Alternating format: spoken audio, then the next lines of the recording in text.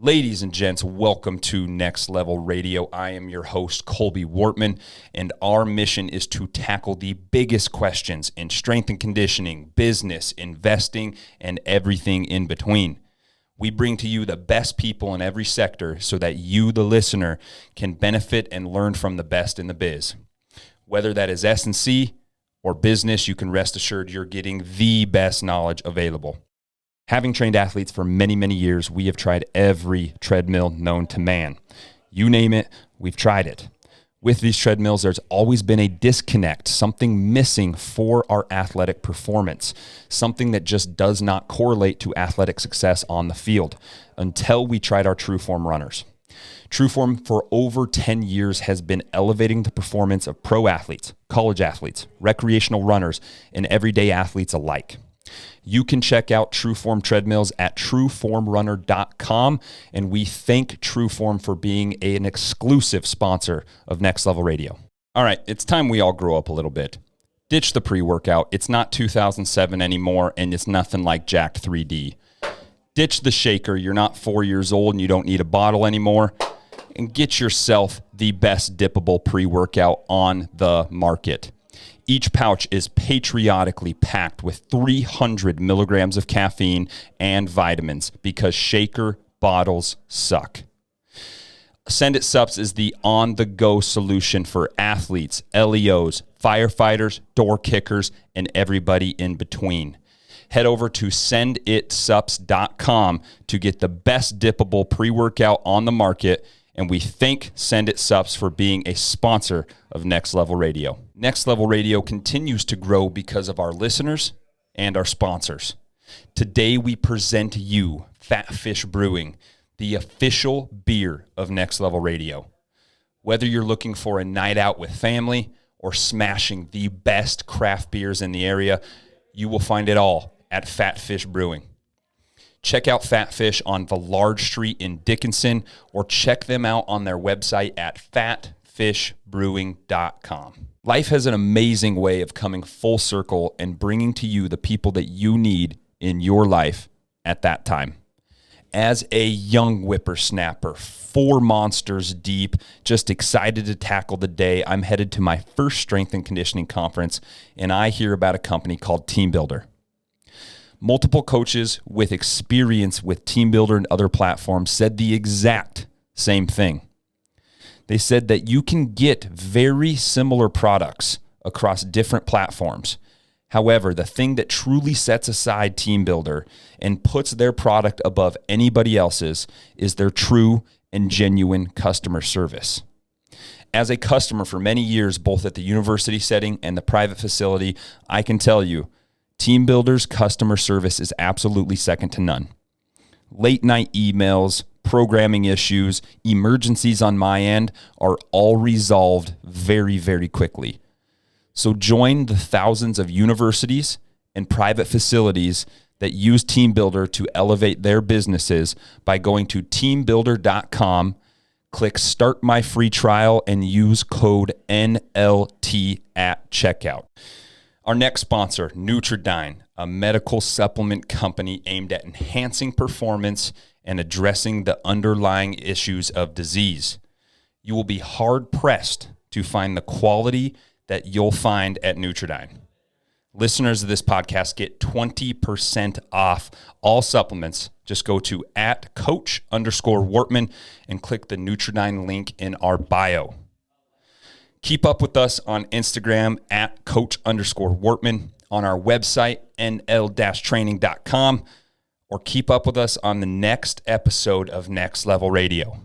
Now sit back, relax, and take in the mind-melting knowledge of this episode.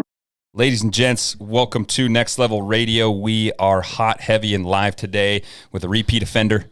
And something that the cool thing about having repeat offenders is it shows you the diversity that they can talk about at a very high level. And it's really cool because this one's going to be a complete 180 from where we were at last time. Yeah, and so I'm just going to have you introduce yourself, and we will take it from there and kind of get into the weeds. Sweet. Jerry Stravia, Dickinson, North Dakota. Child of God, husband to beautiful Rebecca, father to 4 awesome kids, and pastor and wrestling coach. Mm-hmm. The plate is full. The plate is full. Yeah, man. I'm hungry. The last time we talked, it was I was doing my series on people that have gone through the military and had good, bad, indifferent, pretty much just experiences in that side of the world. For people that I've talked to, and I've probably said this 100 times on here, but I had a fork in my life, and it was either college football or the military, and so I have like a deep-rooted passion, and it's almost an envy at some points for people that have done that at a high level, and so that's where we were at then. And a lot of things have changed since the last time we were on. It's really cool to see this transition and where we can go, but I was thinking about a topic, and I was thinking about something that we could wrap on. And since the last time that we chatted, I had my first child. Yeah. I am now a father and can talk to some things of that, and it's been the best thing that I could ever think of.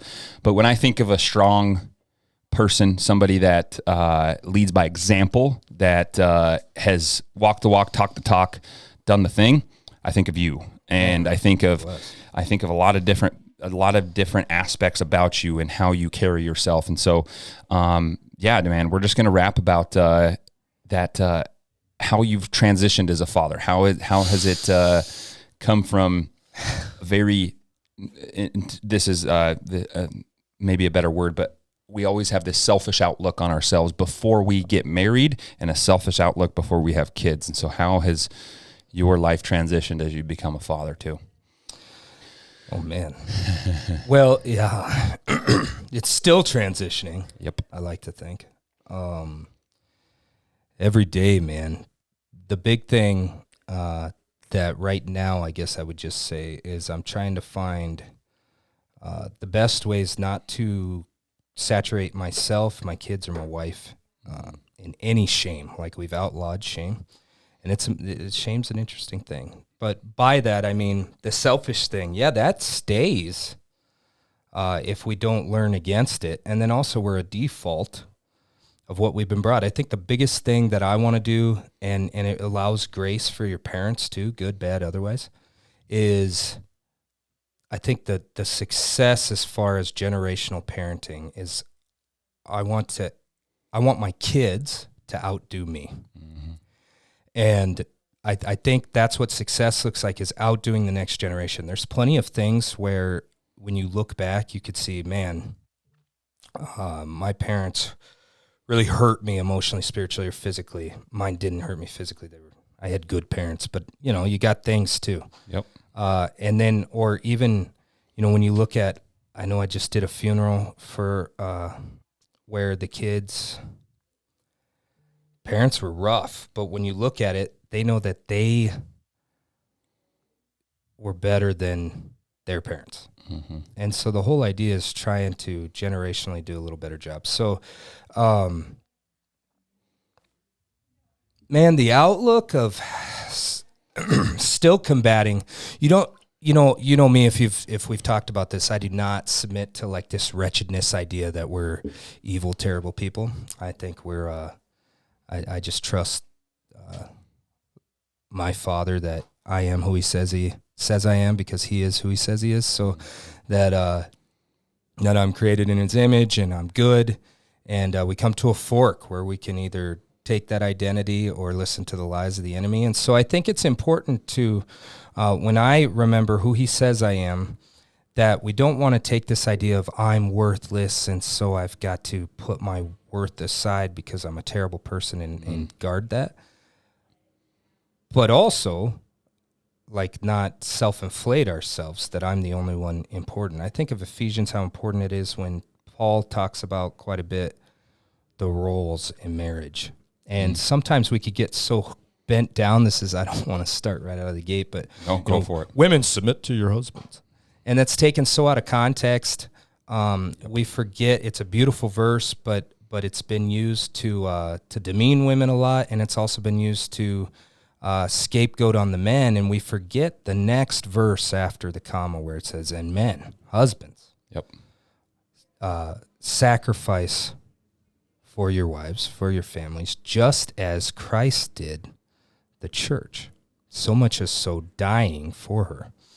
And so we got to look at what is this sacrificial life. And I don't think it has to be wretched, but what it has to do is, okay, I'm learning, what does this mean to really sacrifice? Mm-hmm. And I don't think it has to be a negative, terrible, always miserable thing.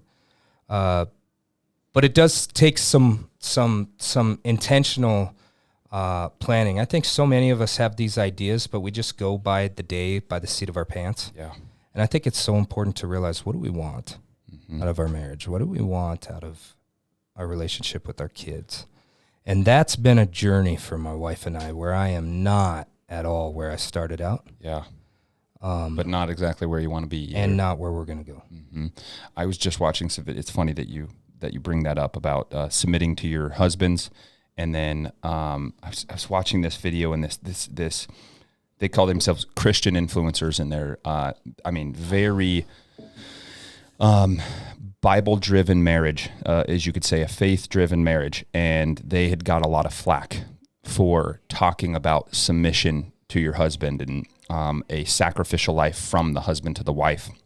And they have got, just for lack of a better term, crucified for it. And they keep on just showing what they mean by that. But in our culture today, the word submit has been very skewed, and you talked about it as skewed towards the wife or skewed towards the husband, but it's also just been a way to isolate the Christian way of life too. They're basing everything off of that principle or another principle of, hey, we don't have multiple wives or whatever it is. And they look at one sentence of our entirety of our faith and they completely throw it out the window. And a big thing, I was watching this separate video the same day, about 5 minutes later, and it was talking about the season of life that I'm in. And you've been there, and your kids are now starting to get older and older. And I'm in the season of life, and this Christian influencer was talking about it, and he's like, you're just trying to survive from today to tomorrow. And for us, it's one kid, but it flipped our whole lives upside down, you know? And so we've been caught in this minutia of just survive to the next day, where it's work, feed the kids, change the kids, feed the kids, bed, and you don't have time with your wife. You don't have time. Right. Oh man, it's been a super hard thing to learn. And you have to try to break up that time and spend time with your wife, but spend time with your wife and Jesus at the same time. And it's super hard for us. But it's something that, again, we're not where we started, but we're not where we want to finish. You know, that's been, for me, the fatherhood thing, that's been the hardest thing, is the survival pace that you've gone through. And then for me, because you are the same way, wrestling coach, doing your things outside of that, maybe podcast, maybe all that stuff. And then running a church, running a family. We were talking about it off air, but my biggest struggle is that survival mode. And then my hands down biggest struggle where I broke down, Jerry, I've never felt like that. I've never felt anxiousness in my life before, and it crushed me. This was just a couple months ago. Exactly. And it crushed me to the point where I was like, at wit's end.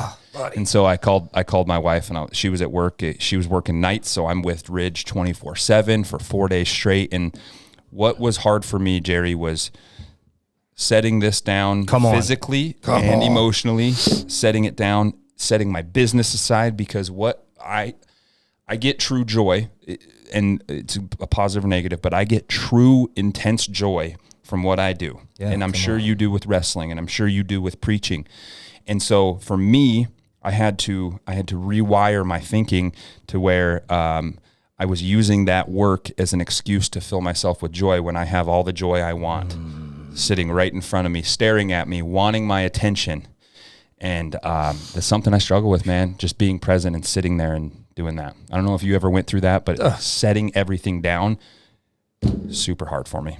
Yeah, and it's like a yes, and then a yes, and then a yes. Because I tell you, it's been phases. Like, you know, we could talk about for days the difference of how grace-filled and loving my wife is, as I've tried to figure this out and this and that. And, you know, I'm a serial, I don't know if you'd say entrepreneur, but always, you know, the next thing. Yeah, I'm a starter. I'm a next thing guy. And so we're learning strengths and weaknesses and how we complement each other and this and that. But, you know, my spiritual father always says, like, I was made to go 1,000 miles an hour, and I'm pretty efficient at running that fast. But then when I need a break, and I kind of completely fall apart. Yep. I'm the same way. Yeah, I figured you would be. And my wife, she's more of like an 8 miles an hour gal. Yep. Running the marathon. Yeah. And so she really reins me in, and I pull her out of her comfort zone. But if I'm not careful, I can look back and she's just being dragged, taking sand in and spitting it out and just bumping and getting bruised. And I don't even realize, because I'm used to pulling a parachute and just rocking. And so she's awesome, and we're learning how to do life together. You know, when you start marriage, this is something we're trying to do a better job of. Really, this is why I'm so big on, you know, however you feel about the church and marriage or whatever, our experience, the way we were raised, like, you go through it, you get the checks and balances, you get the okay from the priest or the pastor, and then you move forward. We're trying to do something different, not saying that that's wrong, but we had seen how that went through. We went through the test, and we got the okay, and we got married, but we didn't have anybody walk through us with this stuff that are going to come up. Yeah. One of the things, I know we're talking about parenting, but one thing I found with my life, my marriage, my parenting, and then also just through counseling others through it, walking in relationship with others, is the analogy I've come to use is that we all come to the marriage bed, we'll just say, and we bring our suitcase full of stuff. And the more before we get married, as we meet in the middle and we come out and we say, hey, you know what, this is my suitcase. I'm bringing this. Yep. I've got this, and we lay it all out. That's what we try to do in pre-counseling, is we talk about, you know, what was your upbringing around, what are your belief systems, what was your family, what's this around money, around sex, around this, around duties, around gender duties, around this and that, around savings, what are your dreams, what are your aspirations, what was your relationship with your father, your mother. You know, those are things that sometimes we can kind of roll our eyes around, but not that they're make it or break it. Although if it's not going to work, it is better to understand before. Yes. But how to start working through this stuff, and that we each have value when we bring things, and we want to have power in the relationship. We don't want to have a victim or an enabler mentality, and understand what makes us who we are before we come in. Because oftentimes what my wife and I did, and what we see more often than not now in today's society, is we bring, we take a few things out of our suitcase. Then show the rest. Shove it into the closet. Then 7, 8, 10, 15 years, little fines are coming, and our spouse comes and says, what in the is this? Yep. And then guess what instantly gets brought into the scenario? I think it's shame, man. Shame was never intended of us. It's not of God, and it'll eat us up. And so shame and unforgiveness are two terrible things. Unforgiveness, the best way I've ever heard it put is, it's like taking poison, expecting the other person to die. And shame is just taking poison because I think that I deserve to eat poison. Yep. So in that, man, although you could do it, we're learning to do that as we go, and it comes with creating safety. Relationships are key. That's why I think what we're trying to do in discipleship is that, man, this thing is a relationship. Find spiritual fathers, mothers that are a little farther along. Yep. We do the same thing with wrestling. We do the same thing with podcasting. If I want to be the best, business, books, everything. If I want to be the best underwater basket weaver, I find my underwater basket weaver hero and write him an email and say, hey, can I have a 20-minute Zoom call with you and pick your brain? You know, we do that, but then, you know, why aren't we doing that in the church? You know, finding fathers, husbands that are a little farther along that you can just sit with and talk. I think it's a vulnerable spot. It's a vulnerable place. And there's like people probably attach shame to it. Like that your ego is attached to where I don't want to reach out for help with that. You know, like I'm a man. I should be able to run my marriage. I should be able to do these things, where that's the complete and utter opposite of how it should be. Yeah. And I think now that I think about it, I didn't even think about this portion, because we're talking about being parents and fathers and husbands, and I think it's all intertwined, as you said. Like it's this path to where we're at today. But you talked about like jumping through the hoops in the church, getting married through the church, and like the pre-marriage counseling, and you do a lot of that for a lot of people. I, on the outside, was just a connoisseur of it. I had to go through it myself with my marriage. And like one thing they talked about, like, what's your thoughts on discipline with kids? Yeah. What's your thought on all this stuff? One thing that they did not go over, and you just mentioned it, was like true, utter dreams and aspirations. And you talked about just now carrying the parachute, and sometimes it turns out to be carrying the wife and just dragging them along. The same exact thing, man. And my wife and I did, and we did this 2 years ago. Actually, coming up on 3 years ago. We're sitting at Blue 42, and this helps so much. Great burgers, great place. Yeah, they do. I'm disappointed they discontinued the avocados, though. If I could put a plug out there, LaFleur, or anybody listening, you should bring those dang things. 150%. We were sitting there, and I had come across an exercise, and it's a cool exercise that can bring in faith and can bring in your marriage and kids and everything in one fell swoop. And it's the Perfect Day formula. Yes. It was the book that I read, and okay, so that's a book? It is. Okay. The Perfect Day formula. The guy's name is a weird name, but I'll send it to you after we're done here and put it in the show notes. But the Perfect Day formula boiled down through this book that's not a very long book, but it all comes down to this one exercise. And this one exercise I made my own. I made it for my wife and I, and it was an online type form. But at that point, it was just a pen and paper. We just ate our burger, had our beer, and we just wrote this down. And it goes through everything you could think of, Jerry. What are the smells on your perfect day? What are you eating? Yes. Who are you spending it with? When are you praying? When are you sleeping? Everything.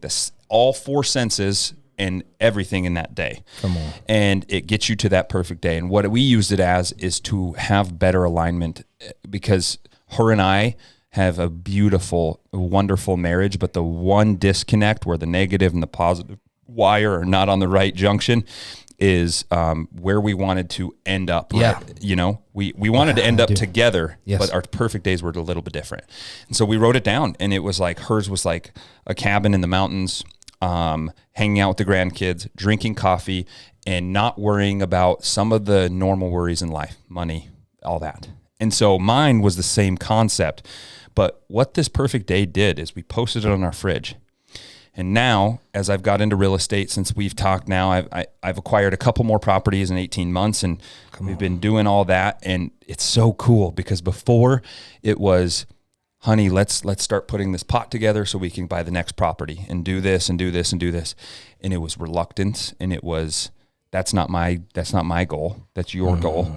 And we're not coming together. We did that perfect day formula, and anytime we have a big expense, a big decision, a vacation, a decision with our kids, we literally look at each other and we say, does this decision get us closer to our perfect day? Come on.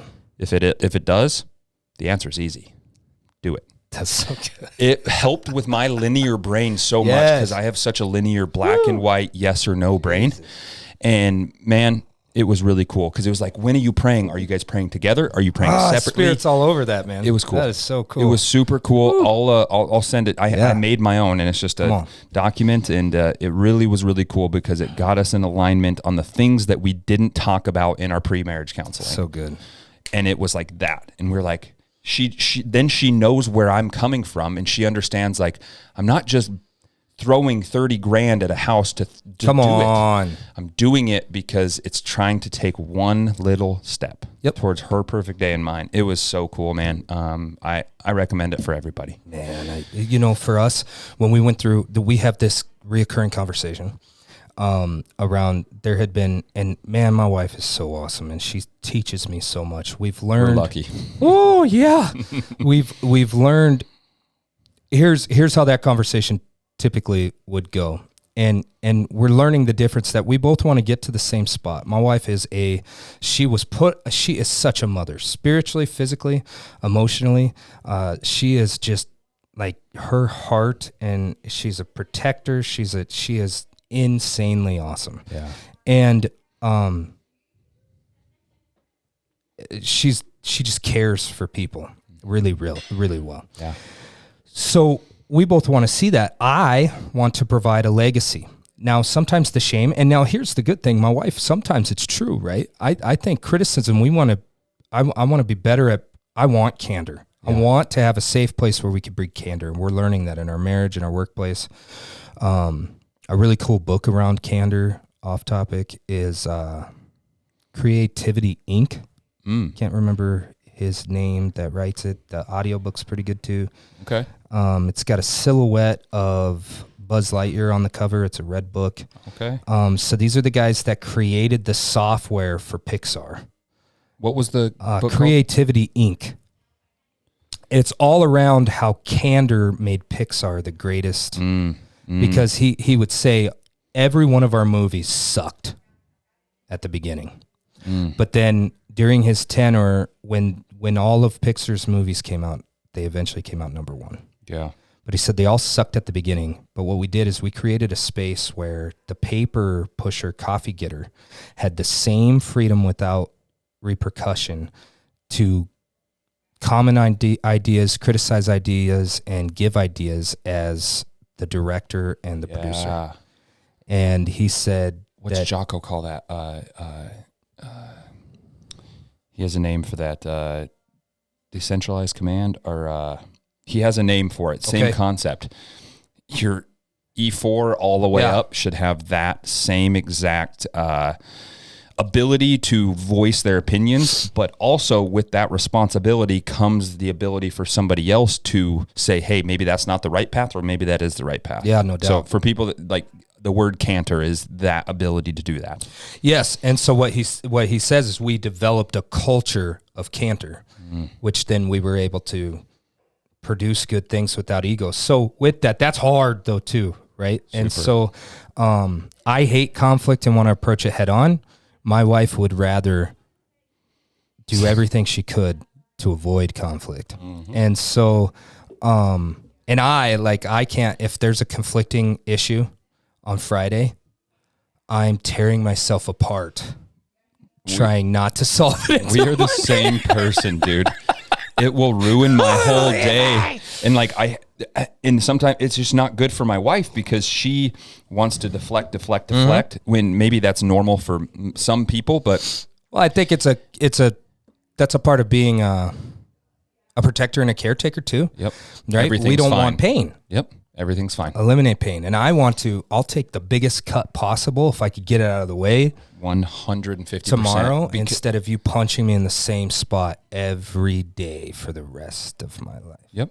Because like you said, you destroy yourself. I start playing a story in my head about what she's thinking, what I'm thinking, or whoever. If it's in business, this happens with me a lot. When we don't have communication, getting back to canter, if we can't have that, I'm not in a good place. And my athletes, I try to like put on this facade. Maybe you're up on you're up preaching and you try to put on this facade, but every single thing I'm thinking about is that problem that we had, and it eats me up inside. And so not the best way, Colby's best way of trying to get rid of it, I just attack it head on, but sometimes she needs some times to just soak and think about it before we do it. And sometimes tactically, that's not the best thing, right? Exactly. Sometimes you could have a problem come on, and tactically, I'm like, okay, we're going to send resources. We're going to go nail that thing. And then before you know it, there's a battalion waiting for you because you took the bait. Yep. So this is where our partners, right? I mean, the Lord is so good. Abba gives us, man, so good, right? Like our partners, they know us the best, and they're so good for us. One thing you mentioned that hit me like a ton of bricks.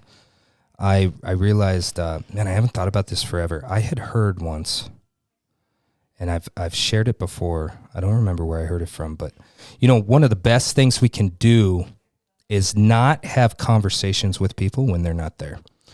You mentioned, I'm not talking behind people's backs. You mentioned what we do. I scenarioize like crazy.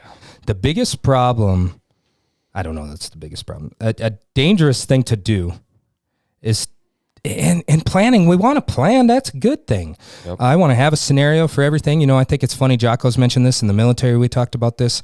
There's a plan right now for what happens if Mexico attacks. 100%. Is Mexico going to attack? Probably not. If Hawaii revolts, there is war planning for all these scenarios. We call it mental toughness training, mental toughness program. Everybody should have a mental toughness program. In the girls wrestling program, we're trying to figure out ways. When I talked to Terry Brands, I was like, man, how do I drill that? He goes, 100% you could drill mental toughness. And it's so cool. We start talking about, okay, so I drill like, you know, we as athletes, we think about, I drill getting my hand raised 100 times. I sit here, I see, I smell what it's going to feel like. We drill scenarios. Okay. One that Terry says, you get off the mat, you look up at the clock and, oh my gosh, there's less time and the score is not what I thought it was. Well, we drill that in our minds in the practice room, our mental toughness program and our physical training program to, okay, what are we going to do when things aren't what we thought they were? There's short time and we got work to do. Well, when we get to that situation, we've been there already. So you could drill that with, you know, training women and men, you know, mental toughness. You can drill. What happens when a guy goes to take my bra off? Yep. Well, what happens when this person gives me this shot? What happens when this? Well, you can train these scenarios and I'm going to do this. And then you've been there before and it takes away the whole chaos and anxiety and you can handle it the way you want to. The problem is when my wife has done something and I scenarioize or drill these conversations. Yep. Because now I'm inputting false information by, you know, in my head, somehow she's saying things, and then I think how I'm going to react to that. And the problem is now we've created emotions that are out of false pretenses that never happened. And then when we do come, whether we know it or not, all those ties are already there. And now we're dealing with a person based on what they said in our head. And that is not beneficial. I've had it in so many scenarios and I didn't understand it. Guilty. Yes. By the way, I've had it in so many scenarios, and I think like the major one that started with me was, and I still remember it. It was in 2018. I had a falling out with a company that I was with and some individuals, and the situation ended. I mean, the relationship ended. However, I made it so much worse in my head, and some of the stuff was true. Some of it was completely not true. And I do it all the time. And I find it, so I run a business that I own 100% of. And then I also, we're partners in this gym. And it happens so often. It even happens in text messaging for me. Text messages sent, I am now trying to think of what was the tone that they said that in. Yep. Why did they say it like that? Where was there no period here? Okay, that means that I did something to piss them off, and now I need to react to it. They're going to take it this way, and I didn't want them to take it this way. And that's why you and I, as type A-ish people, that's why you and I want to attack it head on, because we're putting so much brain capital into that thought every single time. And as we know, our days, our life, our brain is all one big cup. And that's why I've told people, and that's why I do it. The first thing I do, I have a 5-minute drive here. Come on. I pray every single day. Because if I have something in my head, my cup's already starting to fill. And then I'm not going to do it. My human intuition is to, I'm full, I can't pray, I can't do this. And so I get to the point where I just have to attack it head on. And that's just, it's just been something that I know if my cup gets too full, I am a worse husband. If my cup gets too full, I'm a worse father. If my cup gets too full, I am a terrible coach.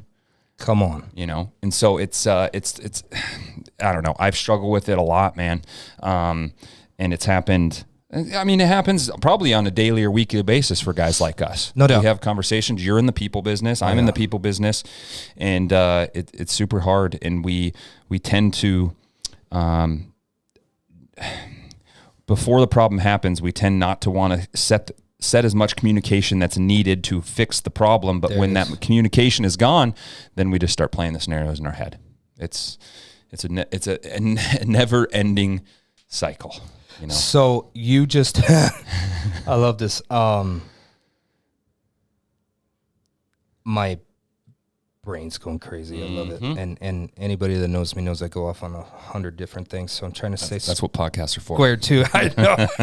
It's so if Joe Rogan can get away with it. Exactly. All right. So a few things that just blew up in my head all at once. Yeah. I had to write them down. So we're talking about being a husband and a father. One of the biggest things, it sounds like we're talking about marriage, and I think we are. So I've got 5 things I want to talk about real quick, and we'll expand on them. The best thing I learned on being a husband, being a father, is the greatest lesson I'm ever going to teach my kids is how to love their mother well.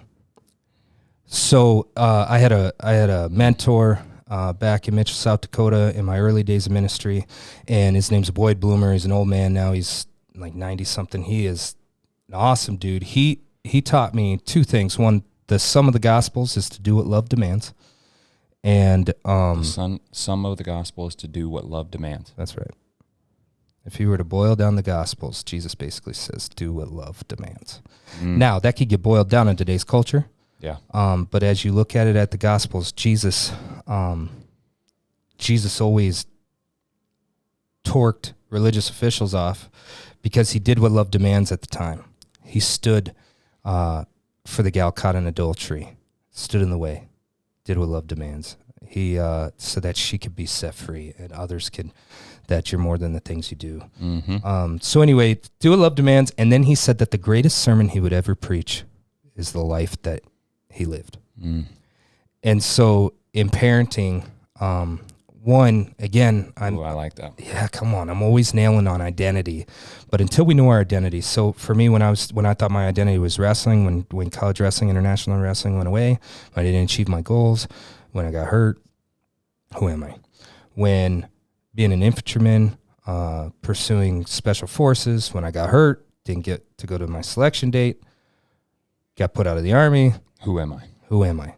And so I tried to fill my identity with all kinds of different things, and my wife, God bless her soul, was a part of that journey. And until I found out that my identity is being a child of God and that he loves me with the same radical passion as he does the Son, that my only identity is beloved, that he made me, he gets to say what it is.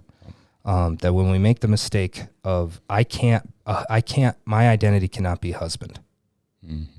My identity cannot be father. My identity cannot be wrestler or coach or businessman. I'm going to fall short. But when I reflect who I am in all those things as a child of God, then things start getting cool. Yeah. So in that, being a lover to their mother, really showing them how to love their mother well. So with that, right, then... So how to do that? Well, I need my best self, and I'm not always going to be my best self, but you mentioned that pause and learning that. I had another mentor tell me I was struggling, with this and that, because, we got love languages, and most of the times ours are radically different than our spouses. Yeah. I don't think I've ever seen where everybody's love language matches up with their spouse. So my wife, of course, is an acts of service and a quality time gal. And I am a words of affirmation and a touch guy. And where we get in trouble, even with our kids, is when we, and I used to hate that I was a words of aff guy because I was growing up, I was in an environment where, why do I need to tell you you did a good job on something that is expected of you? Yep. And I can take a good ass chewing and that'll motivate me sometime, but I need to be lifted up. Hey man, you did a really good job in that. Let's do this. And I used to hate that. I'm like, why do I got to be that? I hated it. But then when I found out, man, I am who he says he is. I am because he is who he says he is.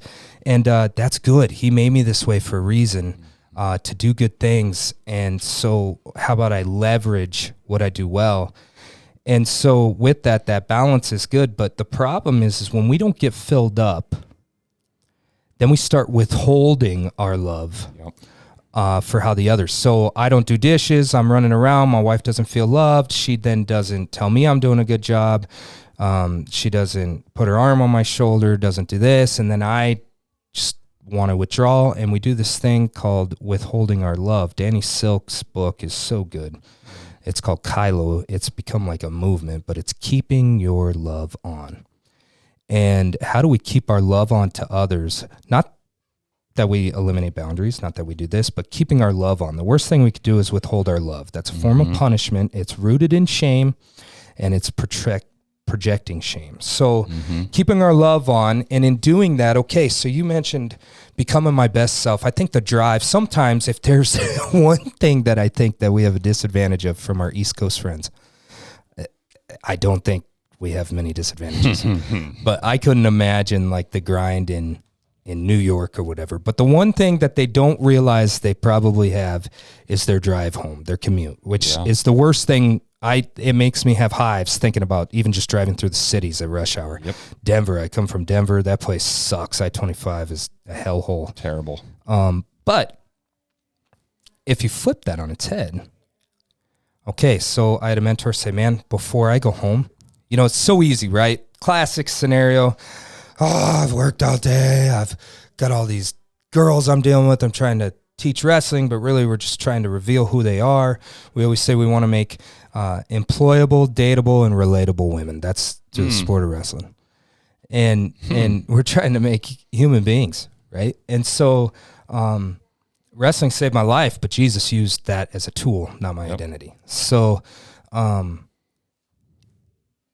we got to, if I come in, and then my wife on the other sense, you've had a vacation all day. It must be nice to get to go do podcasts and have coffee with people. And it's like, well, Dad, I'm doing that to build a legacy, to build this, to build so we can keep a roof over our heads, and so that we can send our kids to college, and so that we can set people free. We each have these ideas that you mentioned of our ideal days or our perfect days or whatever.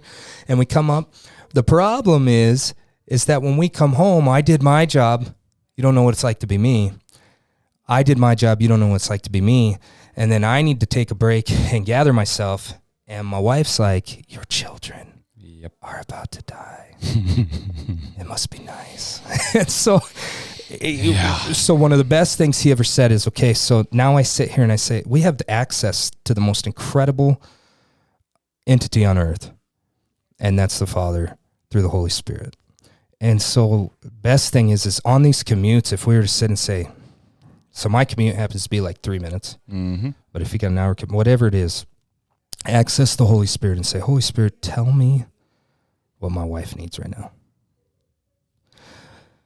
Well, in that's twofold. One, help prepare me to come in to be what she needs me to be. Now that's that sacrificial part, because you're like, well, I do need to be fed. And so then the problem is when I come needing my wife to fill my love tank, and I come needing that, not filling her love tank. The problem is when I receive that, then that's where we can go to wrong things, right? Drinking, pornography, just isolation. We turn our love off. Now fill yourself with busy. Yeah, now we've got to blow up. But the best thing he ever said to me, I want to thank you for this, is Palmer. He said, man, what you need to do, the Father says, if she can't fill your tank, let me do it. So, Holy Spirit, remind me of who I am. Fill me up so that I can be what she needs me to be. And that's not what the world says to do. But in doing that, now I'm sacrificial. It's not just, and it's not keeping score, but now I can come in. The Holy Spirit, man, he's going to tell you, ask. The Lord says, ask. And so, okay, come in. Man, I could come in, not take any bait, and not hold her accountable if she spouts off. One of the toughest things for us in our marriage has been is that I'm an idiot and I'll do stupid things. She goes from 0 to 100 real fast. She processes things out loud. For me, especially being a words of Af guy, if in a situation we get a blow up and she says she's done, I hear, we're getting a divorce. You're dead to me. You messed up. And she's like, why are you so dramatic? And I'm like, this and that. Why would you say things? If I said that, you'd be homeless. And what we need to do is know, okay, well, if I can get filled up, if I can get there and not need her to affirm or identify me. Now I can love her really well, and we can bring ourselves to our best case. Now, we're still talking a lot about husbands and wives, because what we need to do is, if he can love us and I can love their mom really well, now it starts out, one, if she's not my identity, I can see him, allow him to minister to me through a relationship. Now I can minister and love my wife really well. Now the best of us go out to the kids. And I think, it's on my goals every doggone time. One, keep my love on. And then the next thing is to communicate, to connect. Most of our marriage, we've communicated not to hurt the other one. Yeah. And when you do that, you're not connecting. And so creating this space in our home, and especially now I'm trying to do it with my kids.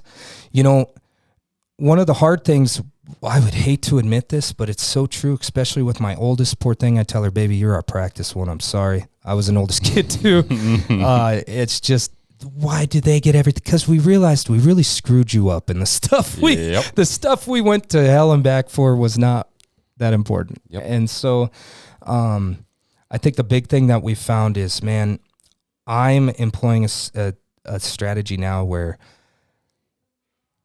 to my wife, to my kids, I'm going to make this be a safe place. You can be you.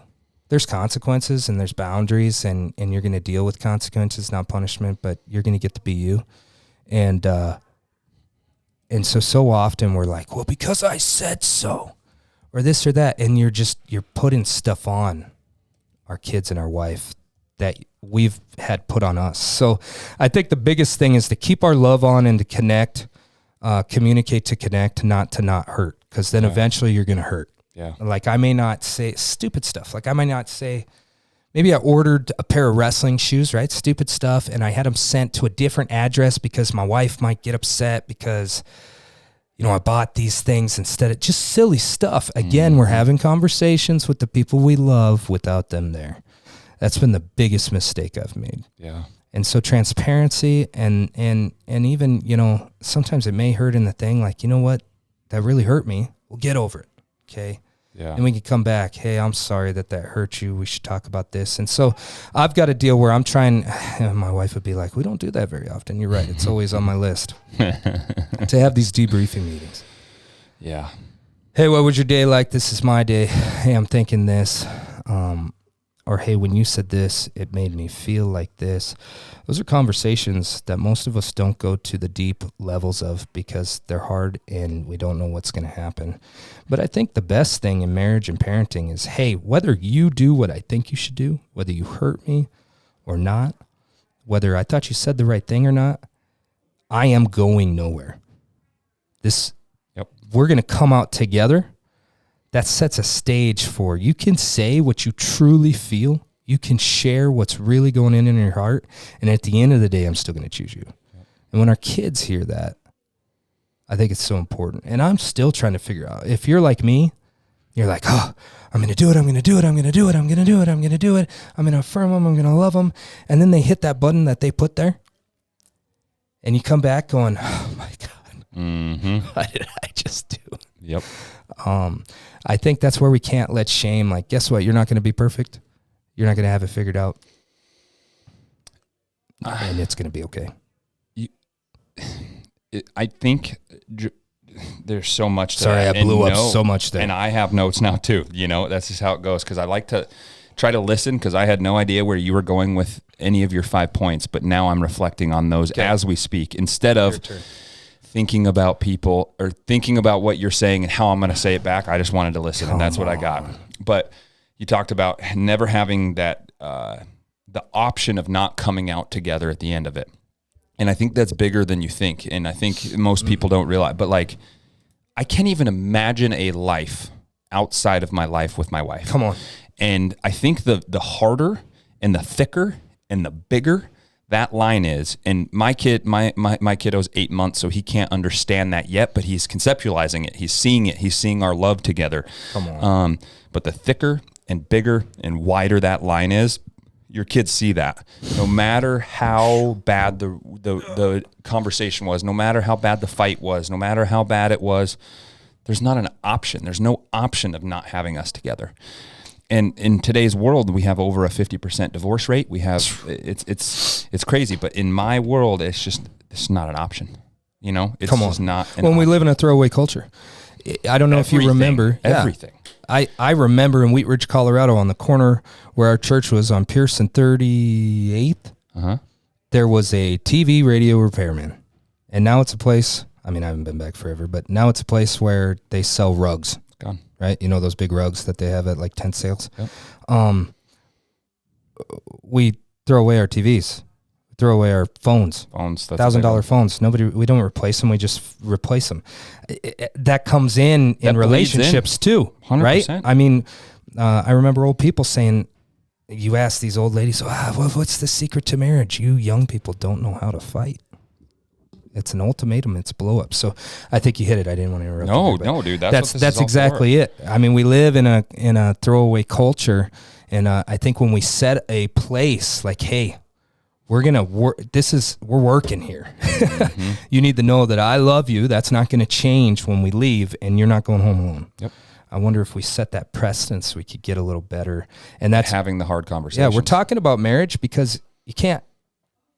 I think parenting is a reflection of your marriage. I was just going to say that. Like we've been talking a lot about marriage, but I think at the same time we're talking about parenting, because you said you want to instill a love for your wife in your kids so that they know how to love their mother well. Come on. And that's and all what's you're doing. Expected. Yes. Man, baby, you need to look. I got 3 girls. Mm-hmm. You need to look, and their brother is showing them. He's the second child, and you know what? That kid, he's the softest, gentlest kid, and it's funny because he starts talking big, and you're like, man, boy, be careful, you're gonna get your butt kicked. Yep. And he's a tank too. He weighs more right now as going into 4th grade than I did as a freshman in high school. Attaboy. I mean, he's a brute. Attaboy. He's a little soft, but we're gonna get. But he's solid. His legs are like as big as mine. So but he's instilling that too, whether they know it or not. You know, his sisters his oldest sister's getting annoyed now. She's starting to look at boys. She's 12,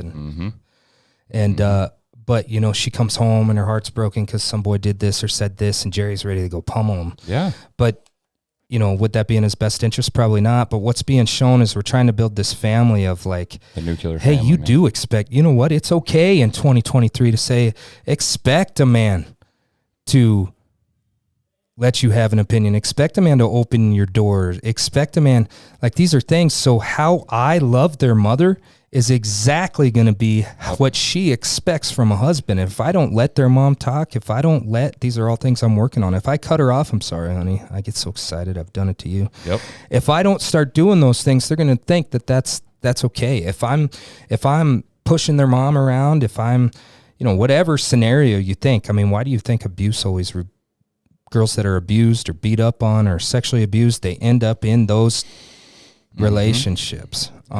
So it's the standards we set for them without us even knowing. We can talk the talk, but it's the standards that are set by walking the walk. And something that I took from you that I'm implementing right now, because if I don't implement, you and I are the same person. Yeah. I got to do it. I got to attack it. I got to implement it. But so I told you my commute is about 3 to 4 minutes. Yes. I pray in the mornings. Come on. But what you just said, and I've never thought about it because I either check my TikTok or I go pick up the kid from daycare or I do whatever, is at the end of the day, praying for God to fill me up before I walk in the door. Because I always walk in the door half full. Yeah.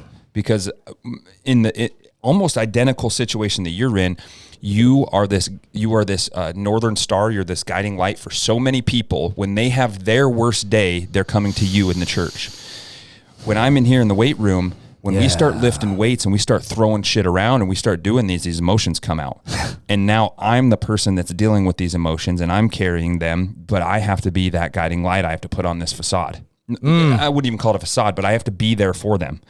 So when I walk in the door, I'm half full, maybe a quarter full.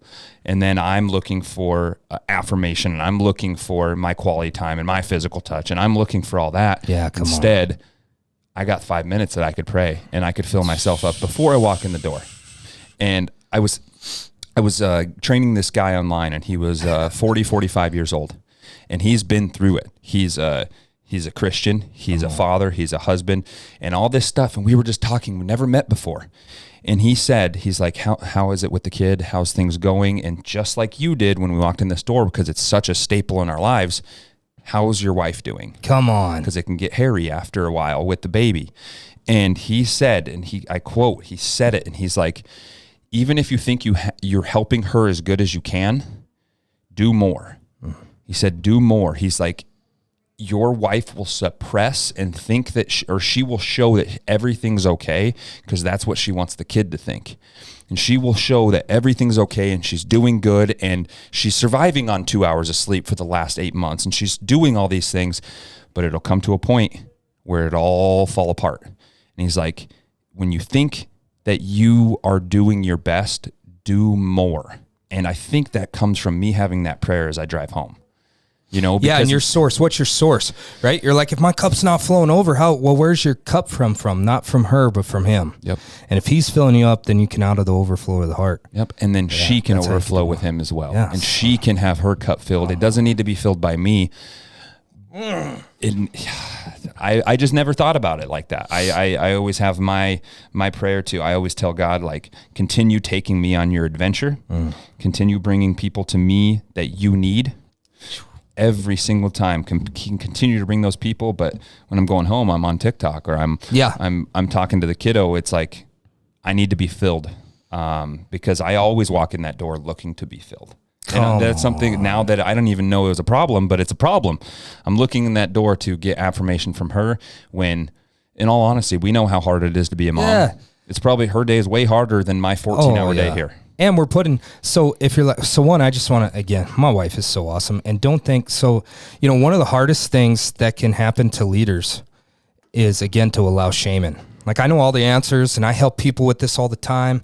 And then you're like, but I'm going through the same stuff. So this is a daily just saying yes and not allowing your worth to be based off of your production, but to wake back up and say, you know what, I'm going to charge that mountain again. I'm going to charge that mountain again. Because believe me, if we were to get my wife on the phone, we're dealing with all the same stuff. Yeah. And I think part of the thing is, right, it's not quitting. Like getting back up and shaking hands, towing the line and going at it again. So fail again and fail come forward. On again and again. So when we look at exactly what you said, man, we got to be willing to get filled up to pass on, because here's the thing. Sometimes I could come in and if I have these conversations in my head with my wife, without her being there, or with my kids without them being there,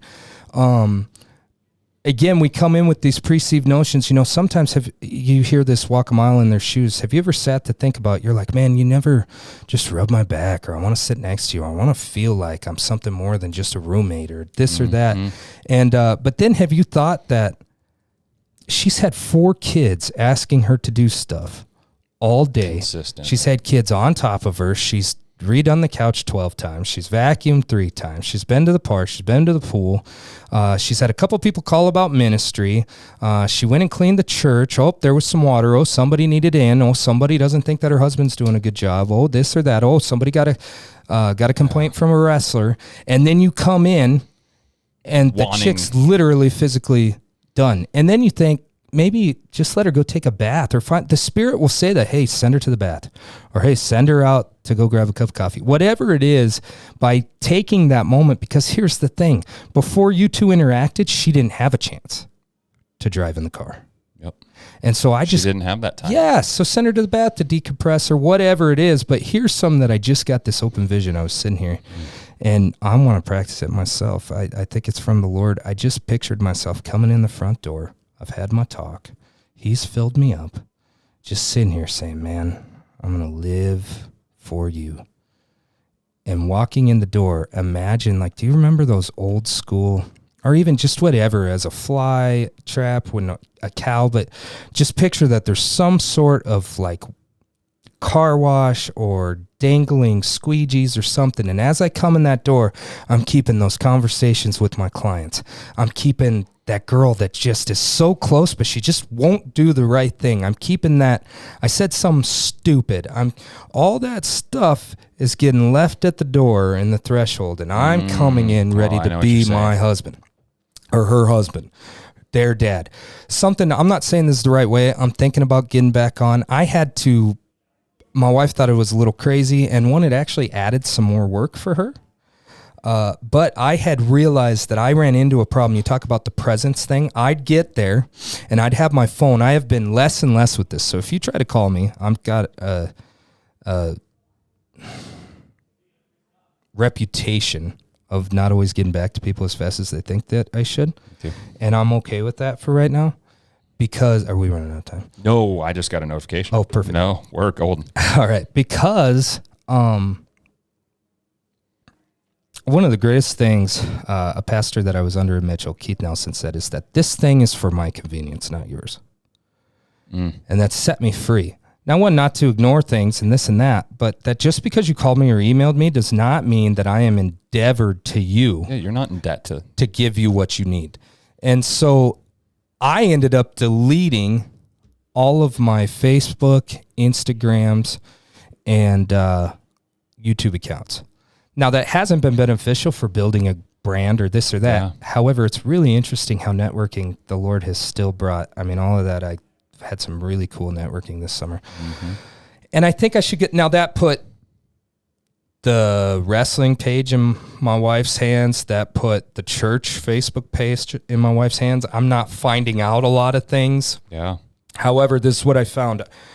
I wasn't on TikTok, but I was looking at the Facebook Reels a lot.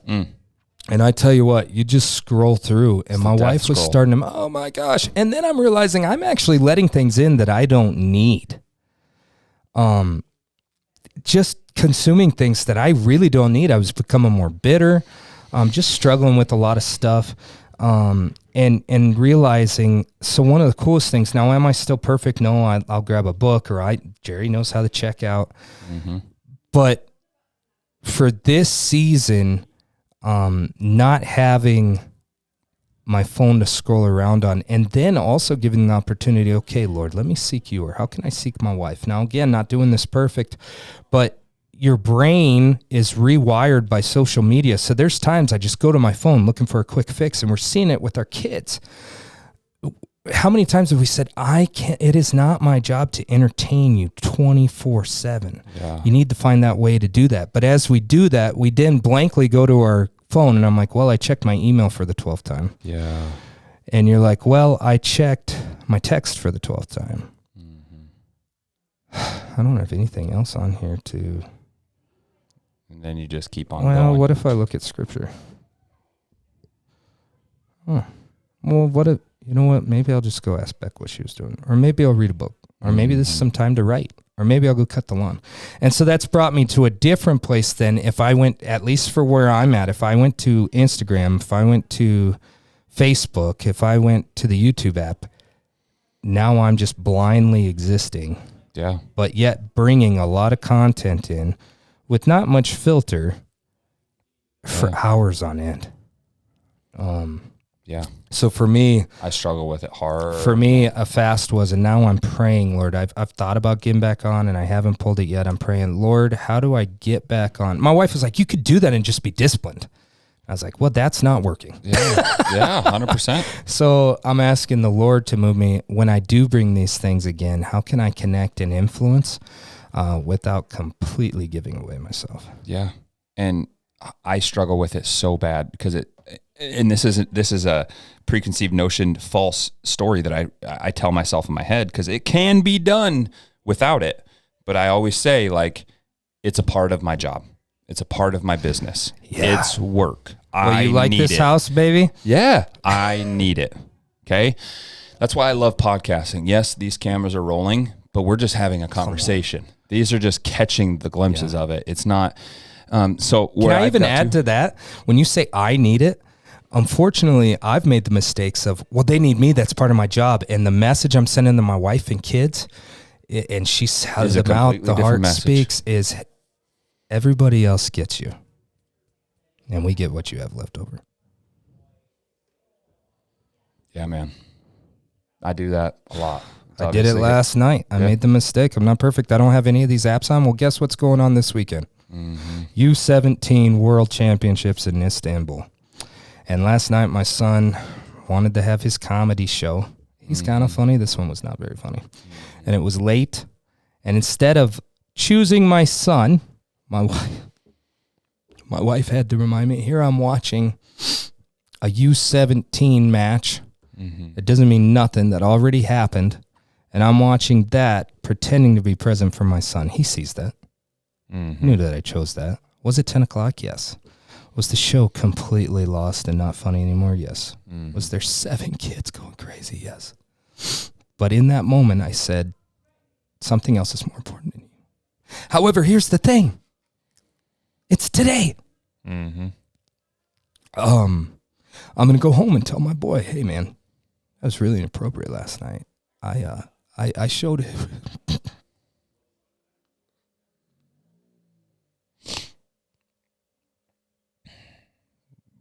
We do it a lot more often than we think. My actions didn't reflect my heart. And so if I hurt your feelings, sorry. And sometimes they'll be like, I didn't even notice. But they may noticed, and I thank my wife for telling me that. But, man, the big thing is not to allow shame to then come on and say there's something wrong with you. We get a second chance. Fix it. Yeah. Fix it. Yeah, it hits me a lot more because my wife is a very... I love your emotion, dude. So beautiful. She's a very easygoing person, and so she doesn't want to inconvenience me, right? So she won't say much about it. Sorry, puppy. I mean, I'm doing it all the time, dude. I'm doing it all the time. Like Come on, bro. More of that. I try to like set that boundary, right? I've done it, and so when depending on our schedules and everything, like, okay, when they walk in the door, there's no more using the excuse that I'm creating instead of consuming, right? But I'm creating for other people. I'm not creating for my wife. I'm not creating for my kid. I'm creating for other people. And I do it, man, my workload on social media is through the roof. Yeah. It's through the roof. And so like it just hits. I know that my kid sees it. At 8 months old, he sees it because when I'm sitting here talking to him, he's smiling, he wants me to interact, and I always say this in my head. I'm like, he just wants me to pay attention to him. And as soon as I do this and I'm sitting with him like, oh, that's a cool toy, buddy, that's a cool toy, he starts whining. And it's so primal because he can't explain that to me at this age, but in his biology, he just wants my attention, and I do it a lot. Oh, man. You're wrecking me. I did it last night too. We got wrestling mats in our basement, and how about this? God, Jerry, man. Dad, look. Yeah. No, Dad, look. Yeah. Dad, watch me. I am. I'm watching. They're not stupid. No, you're not. Watch me. And you know what they're doing. But man, I'm trying. So may this be, man, I'm telling you, I've got 100 places where I can show you I messed up.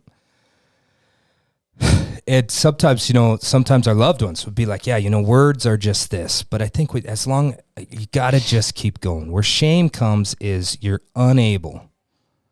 You're inherently wrong, gross, and that's a lie. Get up and try again. And I think with being candor, it doesn't. And here's the thing: when you open your heart, the other person may not share what you need to hear. Exactly. And that's okay too. Man, the biggest thing I'm trying to learn slowly is I can't control my kids or my wife. And one of my prayers actually has been, Father, I celebrate Beck for being Beck.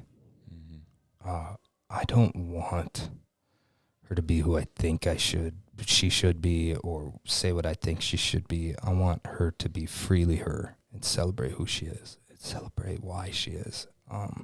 My kids too, and just keep reiterating that. And I've got this thing. It can feel like a fraud for us high achievers. Woo. While you're finding that, I think every single conversation we've come down, filling ourselves before we walk in the door, setting an example for how our kids should love their mother, X, Y, and Z. Come on. It all boils down. It's this big ass funnel, and it all boils down to having our identity not rooted in anything superficial, having our identity rooted in God, rooted in Christ, rooted in the Holy Spirit. Woo. Because all these problems can be fixed by that. There's not another answer that fixes all these questions and stuff that we have emotions about and are going through. There's not another answer. But we tend to attach to wrestling. I attach to my business. I attach to lifting weights.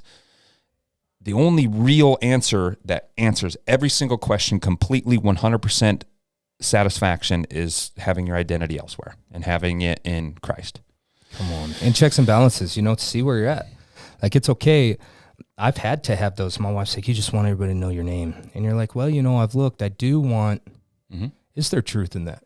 Yeah. Yeah. Now, my legacy, she wants us all to be one happy family forever. We both want to be the same place. Kids to have a better life than we did, be good parents. I'm that way too. I want to set them up with a legacy and living for someone else. She wants the same thing, but we have different ideas. And it's okay to be big. One thing I'm learning, it's okay to be who God made me, and it's okay for her not to be big. But also, those are helpful. Have these reviews where, am I getting a little out of line? Am I pushing for this? I've got this thing. It's so hard to say. I think of Lightning McQueen in Cars. Dude, Cars is I am awesome. Speed. Well, we've got these mantras, but for me, it's hard to say these sometimes because the enemy's saying, you aren't those things. You aren't that. But one of the things I say at the church, and I say it in the wrestling room, is, what? We have these false identities of saying, I can't do what champions do. I can't say this because I haven't proved it yet. Mm-hmm. Well, guess what? Champions were doing what champions do before they were champions. Yeah. Because if not, you do what losers do, and losers aren't champions. Now, I'm trying to do this more and more, and when I allow shame to get on me, I don't do it, and it shows. I try to say this over myself a lot. I am living for Jesus. I am loving and honoring my wife and pursuing her daily. I am loving and nurturing my children well and intentionally daily. I remember where I came from and know where I'm going. I'm creating a legacy that will last for many generations. I am leading a network of apostolic leaders. I am fit, lean, and strong. I am writing and networking daily. I am serving every person and doing every task as though I am serving Jesus because I am. Mm-hmm. I'm lying through my teeth in about every one of those. Did I fully honor my wife? Have I pursued her today? I don't know, maybe, probably not really. I just left her with a whole mound of pancakes. Mm-hmm. Am I loving and nurturing my children well and intentionally daily? I don't know. I just left my son's comedy show downstairs to watch U17. Am I remembering where I came from? It's easy to get upset at my parents or think they're not doing the right thing or stuck in the weeds. But yet by saying these things, when we do the things, we've got to get that, we got to do what champions do before we have the medal around our neck. And behind the scenes when nobody else sees it. That's right. When nobody else sees it. This is... and even when we don't embody them. Yeah. This is very on topic with a lot of these things too, but... two examples. You wanna further your family financially, okay? Right. And a lot in today's world, because everything's so expensive and world is different than when boomers were coming through and all this stuff. People look at overnight successes and say, "Man, that must be nice." And you talk about doing things that champions do before you're a champion. People just got 10 real estate properties. Were you doing the same exact habits that they were 5 and 10 years ago that got them to what you look at as an overnight success now? Come on. Do you, losing weight, gaining muscle mass, getting to your fitness goals, getting to your performance goals, people are like, holy crap, that side-by-side is outrageous. That is super cool. You did so well. I need to take a pill to get there. I need to do this. And it's like, no.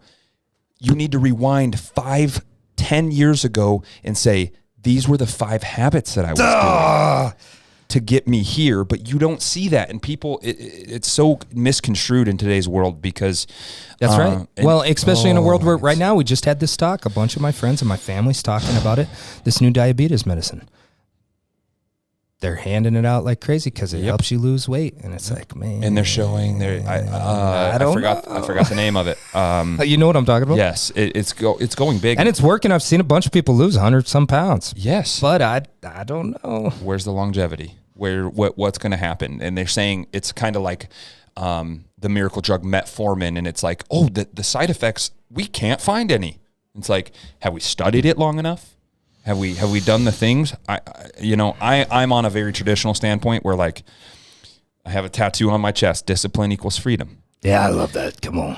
If we want to lose the weight, let's lose the weight how biology tells us to lose the weight. Caloric deficit. Can we do that? Is there people that need this drug or falsely pretense that they need this drug? Sure.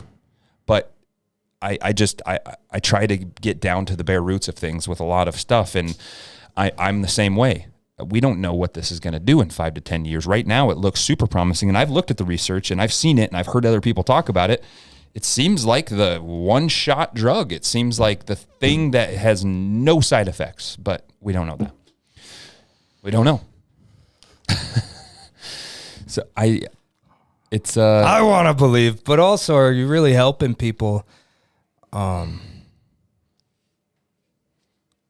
don't know. I like the process. I do too. And I do too. I just started a process of trying to be, and I'm dead serious about it. I'm super serious about it. Oh yeah, Coda just woke up from a nap. Trying to be, and this is mentally as well, spiritually as well, but it shows on the superficial level of physically and fitness wise. I'm trying to be the fittest dad on earth. Come on. And I love that process, man. That's what's That's what's got me addicted. And you look good too. That's what saved my life. Come on. The gym. Yeah. That stuff, on. Man. Anything else that you can like really that's on your heart that you can think of? If not, I want to, again, we're doing this to further our conversation and further our relationship as friends and people and network and get your name out there and my name out there and just love people. So if not, where can people find you? Obviously not on social media right now. Yeah, no, maybe someday. I think I'm going to have to eventually. Heck, I ain't frag enough junk anyway. StraviaJ@gmail.com. Yep. Emails, otherwise at Prairie Winds Church. 2510 21st Street West. I'm sure maybe there's something on the high school website. Yeah. But I'm. How, before very superficial question, but because I didn't get to talk to you, we had our our podcast before you took that job. You were like just doing it. Oh yeah, that's right. How was your first year of wrestling, brother? It was good. It was. We've learned so much. It's different, but it's so. Man, it's funny. Like coaching girls is something that was not something I'd do, and it's very different. I thought I'd do, and it's very different, but it's so rewarding. And especially, it's so weird at Fargo this year. I think I can honestly say I enjoyed the girls more than the boys. You was talking the state It's just championship? something different. Actually, I'm talking about Fargo Nationals. Oh, gotcha. So yeah, I was. Somehow I ended up on the coaching staff of the national team too. So we went to Tulsa Duels and Fargo, and so that we're really committed. There's a couple of us really committed to trying to make North Dakota more than just the home of the national championships. With this year, it was cool. We had a Greco male finalist. LJ Rougeau made the finals. Bismarck, right? Yep. Bismarck High. And then Alyssa Johnson from Fargo.